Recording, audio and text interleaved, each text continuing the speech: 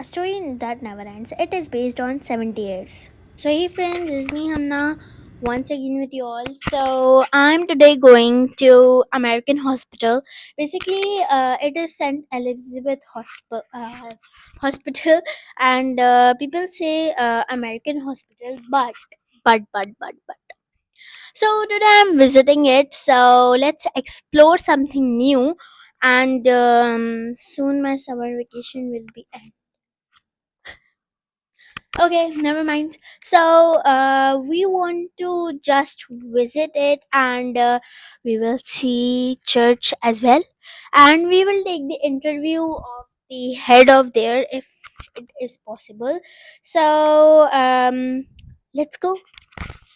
So hey friends, finally I'm here. मैं अभी उनके ऑफिस में हूँ. So उनसे बात करते हैं, अगर वो इंटरव्यू देना चाहते तो लेंगे. बैठना चाहे तो आपको चेयर दे दें. ठीक है. So अस्सलाम वालेकुम. वालेकुम सलाम. आप कैसे हैं? मैं बिल्कुल ठीक ठाक. So I have some questions to ask about this hospital regarding. Yes. So can you introduce yourself and your role in this hospital? Yes. My name is Eric Saraj, and I'm serving as hospital administrator since 2019. Okay, what service does your hospital provides? Basically, our hospital is well known for its maternal services, mother and child care. We are very in the society. We are well known for that. But now we have moved in the general side, so we do have cesareans. We do have general surgeries, laparoscopy, and we have different clinics. We have a physiotherapy clinic. We have a dental clinic, and we have multiple different facilities in the hospital. So that's what we are providing, and we are in the process of starting our orthopedic department. So hopefully at the end of this year we'll begin orthopedic department. And one facility which we have very special at the hospital, that is palliative daycare center. Palliative daycare center is a center which is on the hospital grounds, and it provides free palliative care to the patients who are suffering from life-threatening illness like cancer. So at palliative daycare center, as you heard, daycare center, patients every day or once a week or twice a week, whenever they required treatment, they come to our palliative daycare center, and they receive free chemotherapy, free physiotherapy, and they receive free food and everything. What we provide our palliative daycare center, they come for dressings. We provide psychological care. So we have a team of nurses and doctors all the time at our palliative daycare center to support the patients, those who are in need. And this all services at our palliative daycare center, which we are providing, that is free of cost, and shortly we will take you there to visit our palliative daycare center.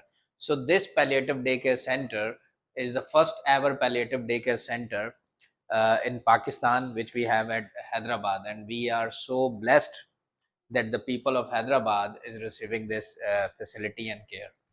Oh, nice, very nice. So, can you tell me that how many patients do you treat in a day? It depends. It depends that sometimes it can be 15, 16 patients. Sometimes it can be 5 patients. But we have accommodation around about more than 20 patients we can accommodate at once. But what happened for chemotherapy? Some it starts in the morning at 9 to 5. The patient, some patients come at 10 p.m., 10 a.m. Some patients come at 11. Some patients come at 3. Depends on their availability, and depends that whenever their treatment is required. I mean, some are receiving their chemotherapy that is in 1 week time. Some are receiving in 2 weeks time. So it depends. But in a month, altogether at the moment, because we have just begun in January, so at the moment, though, around about in a month, so the average of patients is 80 to 85 patients. They come to our daycare center. So this is just the beginning, and yet we haven't done advertisement. But as now you are taking an interview, so that will be a kind of advertisement. And so we do want to receive more patients, now we are in a position where we can receive more patients. So, thank you so much. Thank you. So guys this is the emergency ward और यहाँ देखें पूरा like हो रहा है और ये हम लोग एक्सप्लोर कर रहे हैं और अब हम जा रहे हैं ओपीडी की तरफ. So let's go.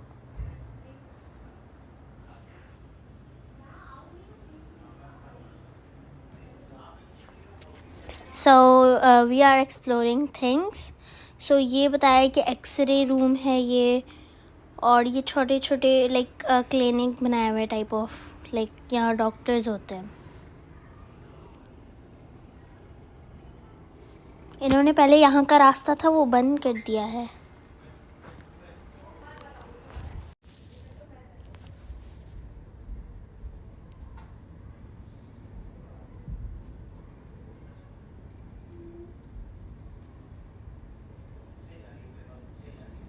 Now we are going to cancer department. So let's go. जो अभी इनका नया बना है और ये लाइक बहुत जल्दी बना है, हमारे सामने ही बना है ये.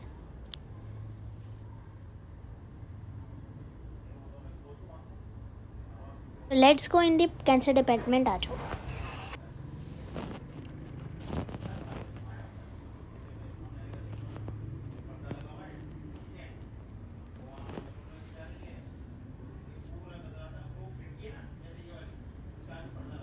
गाइस ये मीटिंग हो रही है so I can not show it. यहाँ लाइक हर कुछ डिस्कस होता है, एवरीथिंग यहाँ डिस्कस होता है और यहाँ लाइक सब डिस्कस करते हैं लाइक पेशेंट्स के बारे में एंड एवरीथिंग. किस तरह काम चलता है, क्या होता है, पेशेंट किस तरह आते हैं, फिर एक किसी पेशेंट का अगर वो हुआ के किसी से आप इजाज़त लेके अगर कोई इंटरव्यू थोड़ा सा मिल जाए ताकि दूसरे लोगों तक भी ये अवेयरनेस और फिर वो जो है ना बेनिफिट. तो आप इस तरह आपको जिस तरह अच्छा लगे आप उस तरह. आप कैसी है? ठीक, गुड. आप कैसे हैं? मैं भी ठीक हूँ. सो सबसे पहले आप अपना इंट्रोडक्शन दें. यस, मेरा नाम परमीला सुहेल है. मैं यहाँ की इंचार्ज हूँ और हमारे पास 2 यूनिट हैं, होम बेस्ड पैलिएटिव केयर और डे केयर सेंटर. तो होम बेस में हम घर में जाके पेशेंट को सर्विसेज देते हैं. ये हुआ था स्टार्ट 2012 में. तो हमारे जो चेयरमैन है फादर रॉबर्ट मैकॉलिक, उनकी मदर को कैंसर हुआ था. तो जब उन्होंने अपनी मदर को अटेंड किया तो उनके अंदर ये पैशन आया कि क्यों ना हम हैदराबाद में पाकिस्तान के अंदर हैदराबाद में सेंट एलिज़ाबेथ में लोगों के लिए ये सर्विसेज प्रोवाइड कर सकें. तो फिर हमारे पास palliative home based palliative care unit बना और इसकी हम लोग घर में जाके पेशेंट को सर्विसेज देते हैं. फिर उन्होंने सोचा कि क्यों ना हम घर में जाके तो सर्विसेज देते हैं. आप पेशेंट इतनी परेशानी होती, कुछ कराची जा रहे हैं, कुछ निमरा में जा रहे हैं और निमरा में या गवर्नमेंट सेटअप में उनके लिए बहुत सारी प्रॉब्लम्स हैं. कुछ शरफरों से आ रहे हैं, कुछ ओवरऑल सिंध से बहुत सारे पेशेंट्स आ रहे हैं जिनके लिए डेली वहाँ से आना और इधर. और सबसे जो मेन उनको लगती है ना वो फाइनेंशियली है कि ये इतना एक्सपेंसिव ट्रीटमेंट है. कुछ लोगों के लिए बड़ा मुश्किल होता है कि हम कहाँ से ये अरेंज करें. और कुछ अफोर्डेबल है बट फिर भी कैंसर एक ऐसी बीमारी उनके माइंड में थी कि बस उसके बाद उन्होंने मरना ही है, वरना मौत तो खुदा के हाथ में, किसने पहले मरना किसने बाद में वो किसी को नहीं पता. बट उनके माइंड में यही था. ये फियर ऑफ डेथ जो है ना, ये उनसे निकालने के लिए फिर हम यहाँ पे उनको काउंसलिंग, उनकी मोटिवेशनल थेरेपी करते हैं कि एटलीस्ट वो फियर उनके माइंड में जो है वो हम निकाल सकें.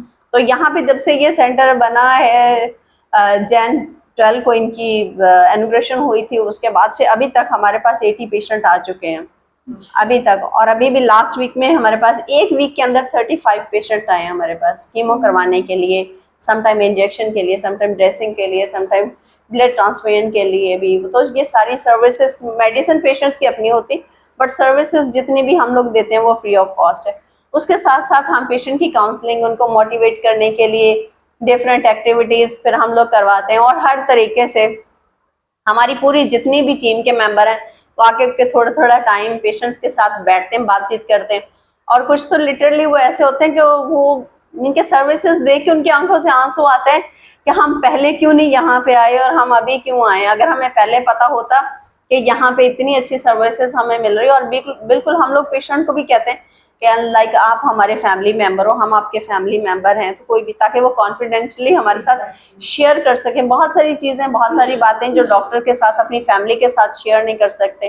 तो जब हम उनकी काउंसलिंग कर रहे होते हैं तो समटाइम उनके हस्बैंड, उनके फैमिली मेंबर भी बैठे होते हैं, तो वो शेयर कर लेती हैं ताकि उनका पॉजिटिवली तरीके से कोई सोल्यूशन उनको बताया जाए। तो खुदावंद का शुक्र है अभी तक हमारे पेशेंट भी बहुत खुश हैं।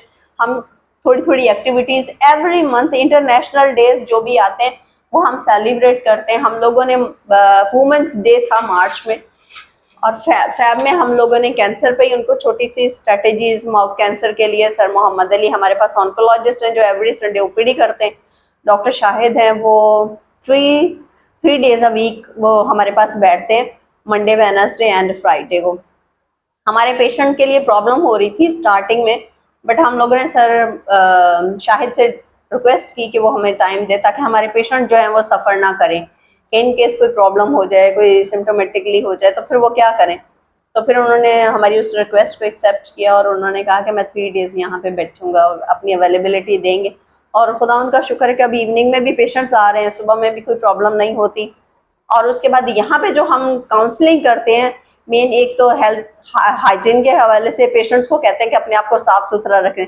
सबसे बहुत अच्छा पॉइंट जो इंस्पिरेशनल हमें लगा कि जब स्टार्टिंग में पेशेंट्स ने सारी इन्वायरमेंट और सारी बिल्डिंग को देखा, यहाँ के स्टाफ से मिले, शुरू में लाइक जैसे निमरा में या कहीं और सिविल में जाते थे ना, तो वो विद इन अ वीक वो थोड़े से खुद अपने आप को ग्रूम करके आते थे, मीन्स के नहा धो के कपड़े चेंज करके नीट क्लीन होके आते थे। कि जब उन्होंने ऑब्जर्व किया कि यहाँ की एनवायरनमेंट इतनी अच्छी है, और पेशेंट्स को हम लोग भी गाइड करते थे कि आपने अपनी सफाई का ख्याल रखना ताकि इन्फेक्शन से बचे रहो, आइदर वो माउथ कैंसर, आइदर वो ब्रेस्ट कैंसर, आइदर वो ओवेरियन कैंसर है, कोई भी कैंसर का है, बट उन्होंने अपनी पर्सनल हाइजीन का ख्याल ज़रूर रखना है। लाइक जैसे हर जगह पे ही हमारे कलाम में भी यही लिखा कि अपनी सफाई का ख्याल रखना है, और कुरान में भी लिखा हुआ है कि सफाई निस्फ़े ईमान है। तो उनको सफाई के हवाले से डिफरेंट बाइबल की एग्जाम्पल देके, कुरान की एग्जाम्पल देके उनके माइंड से वो चीज़ें निकालने ताकि वो उनको एम्फेसाइज करना कि वो उन चीज़ों को एक्सेप्ट करें। सेकेंड थिंग जो हम लोग करते हैं, उनको कहते हैं कि आपने एक तो पर्सनल हाइजीन, दूसरा आपने डाइट के लिए। अब डाइट के लिए बहुत सारे पेशेंट्स के टेनेंट्स ऐसे होते हैं जो पान पेशेंट ने तो खा ही रहा के खा के अपने आप को कैंसर करवाया है। बहुत सारे उनके टेनेंट्स हैं जिनके मुंह में गुटखा होता है, उनको कहते हैं पहले तो आप अपना मुंह खाली करें तब आप पेशेंट को लेके आएँ। सेकंड, ये पान गुटखा सुपारी ये सब कुछ उनसे हिस्ट्री लेते हैं और उनको मना करते हैं कि भाई आपने नहीं खानी, अगर खानी है इलाज ऑलरेडी महंगा है, आप कहाँ से पूरा करोगे।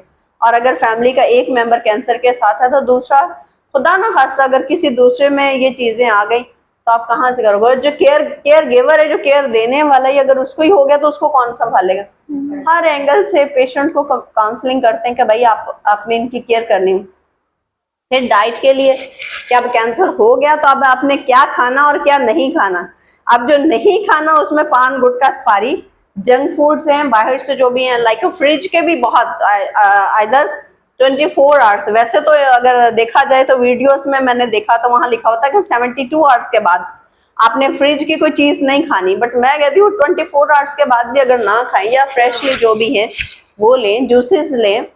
और फ्रिज में तो बहुत सारी, जैसे अभी कुर्बानी का गोश्त है तो अभी भी लोगों के फ्रिज में पड़ा होगा। और यही जब मैं रिसर्च करती हूँ, जब मैं उनके लिए नॉलेज, अपने नॉलेज को इन्हेंस करने के लिए मैं स्टडी करती हूँ, तो मुझे ये सारी चीज़ें मिलती हैं कि ये चीज़ें ज़्यादा काज करती हैं कैंसर का सबब बनने में। सेकेंड थिंग, फिर हमारे किचन में बहुत सारी चीज़ें पड़ी होती हैं, लाइक पुदीना, धनिया, अदरक, काली मिर्च और लौंग, इलायची, सौंफ, और कुछ पौधों में अगर ले लें तो पुदीना है, तुलसी है, न्याज़बो है। अगर आप इनका भी कभी कहवा बना के ले लें, जैसे हम लोग सपोज के जब कोविड आया था तो अपनी एनर्जी को बूस्टर करने के लिए और इतना एनहेंस करने के लिए अगर इतना कुछ ले रहे थे, कोविड ख़त्म हो गया तो हमारा लाइफस्टाइल फिर चेंज हो गया। तो अगर हम तब कर सकते थे तो अभी क्यों नहीं। फिर एग्जाम्पल देते हैं कि लाइक कोई एक्सीडेंट हो जाए तो उनको कहते हैं हल्दी के अंदर दूध डाल के दे दो ताकि जख्म जल्दी हील हो। अब एक टाइम पे देने से अगर इतना जल्दी हील हो जाता है तो डेली लेने से हमारे अंदर कितनी इम्यूनिटी होगी कि हमें कोई जख्म ऐसा इतनी जल्दी वो हो ही ना, और अगर हो भी तो वही हील हो जाए। फिर डायबिटीज, हाइपरटेंसिव और उसके साथ जो जो कंडीशंस होती हैं। थर्ड जो है वो कहते हैं पेशेंट को कि फिजिकल एक्टिविटीज आपने जरूर करनी है। बहुत लेथार्जिक हो जाते हैं, सुस्त हो जाते हैं, पेशेंट्स के अंदर हिम्मत नहीं होती कि अब मैं उठ नहीं सकती, क्योंकि कीमो के बाद ही फौरन पेशेंट्स को 3 डेज तक उनको नोजिया, वॉमिटिंग, लूज मोशन ये कंप्लेन शुरू हो जाती। बट उनको कहते हैं कि आपने अपने आप की हिम्मत नहीं हारनी, आप हमेशा अपने आप को यही कहो कि मुझे चलना है, मुझे थोड़ा सा चलना है, मुझे थोड़ी सी वॉक करनी है। जहाँ घर में हम सबके लिए सब कुछ कर रहे होते हैं ना, कि भाई नाश्ता बनाना, दोपहर का खाना, रात का खाना, फिर सोना, और मदर्स जो हैं वो तो अगर लेट भी जाएं तो क्लॉकवाइज उनका माइंड चलता ही रहेगा कि अब वो मुझे क्या क्या करना है। लेकिन पेशेंट्स को यही कहते हैं कि आप पर्सनली अपने लिए 10 मिनट 15 मिनट निकालें ताकि आप वॉक कर सकें, और आप अपने आप को एक्सरसाइज में, सपोज बाहर नहीं जा सकते, 15 मिनट, 10 मिनट, आधा घंटा, जितना वो उनके अंदर है वो उतनी मीन्स के एक्सरसाइज कर लें, वॉक कर लें, ताकि वो एक्टिव रहें। थर्ड थिंग जो हम लोग देते हैं उनको कहते, फोर्थ जो है वो हम लोग ये उनको कहते हैं कि आप स्पिरिचुअली उनका जो फेथ है वो खुदा पे स्ट्रांग रहे। कोई हिंदू है, कोई क्रिश्चियन है, कोई मुस्लिम है, बट एक ही जात है जिसको जिसको सभी मानते हैं, और जिन्होंने मीन के हमने खुदा को देखा भी नहीं हुआ, लेकिन हमारा ईमान जो है वो यही है कि वही हमारे बनाने वाला, वही सब कुछ है। अगर हमारे पास ये दुख, तकलीफ, मुसीबतें, परेशानियां ना आए ना, तो शायद हम खुदा को कभी भी याद ना करें। तो खुदा अपने बंदों को जिन्होंने बनाया उनसे प्यार करता है, तो खुदा हमेशा यही कहता है कि ये मेरी प्रस्तिश कर। बट हम दुनिया की लालच में हम खुदा को छोड़ के दूसरे कामों में बिजी रहते हैं। तो उनको ये आप स्पिरिचुअली स्ट्रांग रहे, आप खुदा से हिम्मत मांगे। अगर ये दुख, तकलीफ, मुसीबतें, परेशानियां हैं, ये थोड़े टाइम की है, ये इतनी बड़ी नहीं है, मुसीबतें इतनी बड़ी नहीं है, बट हमारा खुदा बहुत बड़ा है। तो आप अगर स्पिरिचुअली स्ट्रांग रहे ना, कि अगर खुदा ने दी तो खुदा से हिम्मत मांगे कि खुदा मुझे हिम्मत दे, मैं इसके खिलाफ लड़ सकूं, मैं जीत सकूं, मैं दोबारा उठ के खड़ी हो सकूं, मैं चल सकूं, मैं अपनी फैमिली को सपोर्ट कर सकूं। तो कई इसमें, और खुदा का शुक्र है बहुत सारे ऐसे भी हैं जिनकी कीमो ख़त्म हो गई, फिर हम उनके लिए एक छोटा सा बुका मंगवाते थे, एक रिफ्रेशमेंट का प्रोग्राम रखते थे ताकि उनको खुशी हो कि आज ये ऐसा ही है। क्योंकि कीमोथेरेपी एक ऐसा है, सॉरी कि कैंसर एक ऐसा है कि बस वो एक फियर ऑफ डेथ है, कि बस मुझे अब मरना है, कि दिन गिनने हैं। पेशेंट को मैं ये समझा रही थी कि जो आपका पता करने के लिए आते हैं, जो ये कहते हैं अच्छा उसकी डेथ हो गई थी तो अब ये भी मरने वाली है, तो भाई जिसने बताया उसकी कौन सा कोई गारंटी वारंटी है? तो जो आपको बता रही हैं, आप यही क्वेश्चन उनसे करें कि भाई आपको पता है कि कब मर जाना? ये तो कोई पता नहीं, हमें नहीं पता कि हम घर से आए तो हम वापस सही सलामत जाएंगे या नहीं है, तो खुदा की मर्जी। लेकिन डे बाय डे जब खुदा हमें एक नई सुबह देता है, एक नई रोशनी हमारी जिंदगी में देता है, उनको कहेंगे आप इसका शुक्र करें। हम अपने दुख, तकलीफ, मुसीबतें, परेशानियां लेके उनका रोना जो रोते हैं, उस नेगेटिविटी को छोड़ दें। जो पॉजिटिविटी आप डेली अपनी आंखों के सामने देख रहे हो कि आज की नई सुबह मिली है, आप बच्चों के सामने हो, आप उनसे लाड प्यार कर सकते हो, आप उनके साथ रह सकते हो, आप उनका शुक्र करेंगे। खुदा आज मैं शुक्र करती हूँ कि आज एक नई जिंदगी मेरी, एक नई रोशनी मेरी ज़िंदगी में आई, एक नई सुबह मेरी ज़िंदगी में आई। और यहाँ पे हम एवरी मंथली जो भी एक्टिविटीज़ हैं वो करवाते हैं, और खुदा का शुक्र है हमारे पेशेंट भी बहुत अच्छा पॉजिटिव रिस्पांस उनकी तरफ से आ रहा होता है। मीन के लाइक वो ऐसे ही हो गए कि जैसे फ्रेंड ही हैं, क्योंकि उनको यही कहते हैं कि आप हमारे फैमिली मेम्बर हैं, और बिल्कुल फैमिली की तरह वो हर बात हमारे साथ शेयर करते हैं, और जहाँ तक हमसे हो सकता है हम उनकी हर तरीके से हेल्प करते हैं। इवन कि कोई मेडिसिन नहीं मिल रही, हम लोग क्लिक्स लेके सर मोहम्मद अली से कंसर्न करते हैं, तो वो भी बहुत जल्दी रिस्पॉन्स करते हैं हमें। और इसी तरह डॉक्टर शाहिद हैं, डॉक्टर साइड शाहिद को भी कहें तो वो भी फ़ौरन जल्दी हमें रिस्पॉन्स देते हैं। पेशेंट को यहाँ पे आ जाए, उनको वॉमिटिंग हो, डायरिया हो, कुछ भी हो, किसी भी प्रॉब्लम के साथ आए, हमारे डीएमएस है उनको कॉल करते हैं कि सर एक पेशेंट आए वो वॉमिट की कंप्लेन करता है। अब जब तक ये सिम्टोमेटिक ना हो जाए, या सपोज टेम्परेचर के साथ भी है, जब तक वो उस कंडीशन से नहीं, तब तक कीमो नहीं लगाते, कि पहले उनकी वो प्रॉब्लम ख़त्म कर दें, उसके बाद जैसे सबसाइड होते हैं फिर कीमो के लिए डिसाइड करें कि इधर लगनी है या नहीं लगनी। तो ओवरऑल यही है। Thank you so much. वालेकुम सलाम। आप कैसे हैं? हाँ जी ठीक ठाक, आप ठीक हैं? जी मैं भी अल्हम्दुलिल्लाह। So can you introduce yourself? मेरा नाम जो है ना शहरियार तारिक है, और मैं यहाँ डे केयर सेंटर में एज अ स्टाफ काम कर रहा हूँ। तो मुझे जो है ना तकरीबन 5 साल हो गए हैं। पहले ये प्रोजेक्ट हमारा 2012 से, जैसे मैम ने बताया था, चल रहा है। उसी यहाँ खुले हुए इसको तकरीबन 7-8 महीने हुए हैं, लेकिन मुझे इस डिपार्टमेंट में काम करते हुए 5 साल हो गए। नाइस। और आप यहाँ क्या क्या फैसिलिटीज़ प्रोवाइड करते हैं? जब हमारे पास जो है ना, मैम ने आपको काफ़ी डिटेल में बताया, लेकिन जब हमारे पास फर्स्ट टाइम पेशेंट आता है ना, तो हम उसका जो है ना फॉर्म एक फ़िल करवाते हैं, रजिस्ट्रेशन फॉर्म उसको हम कहते हैं, ताकि हमें पेशेंट की नो हाउ हो, उसकी रिपोर्ट्स चेक करते हैं और देखते हैं कि वो कौन से स्टेज से गुज़र रहा है। तो हम उसका जो है ना एड्रेस वगैरह, उसका नंबर वगैरह, सेल नंबर, कॉन्टैक्ट नंबर उसका लेके ना लिख लेते हैं और उसको एक रजिस्टर्ड फॉर्म और रजिस्टर्ड पेशेंट कर लेते हैं। और हमारी ये जो फैसिलिटीज़ होती हैं वो उन्हीं पेशेंट के लिए होती हैं जो हमारे यहाँ पे रजिस्टर्ड होते हैं, क्योंकि जब हम एक बार पेशेंट को रजिस्टर्ड कर लेते हैं तो हम उनकी मालूमात रखते हैं कि वो आया किस कंडीशन में है, क्या तबीयत है उनकी। फिर हमारे पास एक और प्रोजेक्ट चल रहा है जो होम बेस्ड पैलिएटिव केयर है। यहाँ तो पेशेंट आते हैं, लेकिन जब हम पेशेंट से हमारा राब्ता नहीं होता, देखते हैं पेशेंट नहीं आया, तो हम उनको कॉल करके उनको जो है ना होम सर्विसेज प्रोवाइड करते हैं। देखते हैं पेशेंट की कंडीशन ख़राब है, वो आ नहीं सकता, वोंड उसका ज़्यादा जो है ना वो ख़राब हो गया, तो हम उसके घरों में जाके उसको जो भी हमारी फैसिलिटीज़ हैं, हमारी सर्विसेज हैं, वो सारी प्रोवाइड करते हैं। ड्रेसिंग्स करते हैं, ड्रिप वगैरह लगाते हैं, जो भी। लेकिन कीमो के लिए हम पेशेंट को यहाँ डे केयर सेंटर में लेके आते हैं, क्योंकि उसके रिएक्शन के चांसेस होते हैं। वो जब हम घर पे लगाएंगे तो वो फिर हम कवर नहीं कर सकेंगे। ये पूरा सेटअप बनाया हुआ है, इसलिए हम उसे जो है ना यहाँ लेके आते हैं, और बाकी जो सर्विसेज होती है वो होम बेस्ड पैलिएटिव केयर में प्रोवाइड करते हैं। तो अस्सलाम वालेकुम। वालेकुम अस्सलाम। आपका नाम क्या है? मेरा नाम ताबिश आफ्ताब है। Okay, can you introduce yourself? मेरा नाम ताबिश आफ्ताब है और मैं अभी पैलिएटिव सेंटर में एज अ सोशल वर्क कर रही हूँ। मेरा जो काम है, basically my work is to support patients emotionally and socially and make sure that they feel respected, specially with me. मैं जो हूँ 4 पिलर्स पर काम कर रही हूँ। मैं लोगों के आउटर अपीयरेंस पे बात करती हूँ कि वो किस तरीके से अपने आप को ठीक कर सकते हैं। Then we talk about their internal and what they think about, and especially which is very important is their spiritual life. उन पे बात करते हैं। फिर हम लोग बहुत मज़े की स्टोरी सुनते हैं जिनमें समटाइम्स फन होता है। हम एक्टिविटीज़ करते हैं जिसमें उनको एक फील होता है कि हाँ, we are very special about it.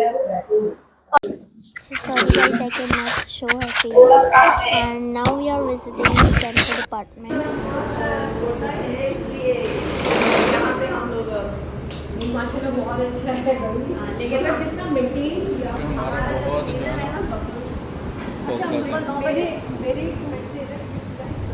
Guys, हमारा घर वाला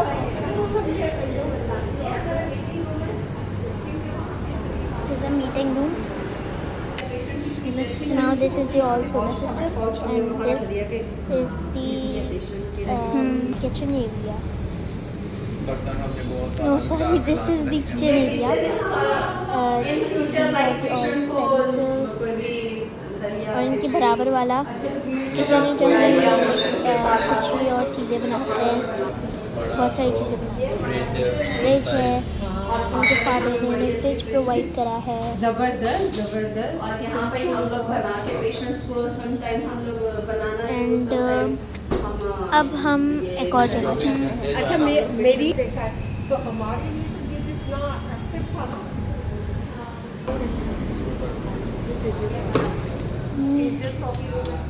ये वो जगह है जहाँ फिजियोथेरेपी होती है।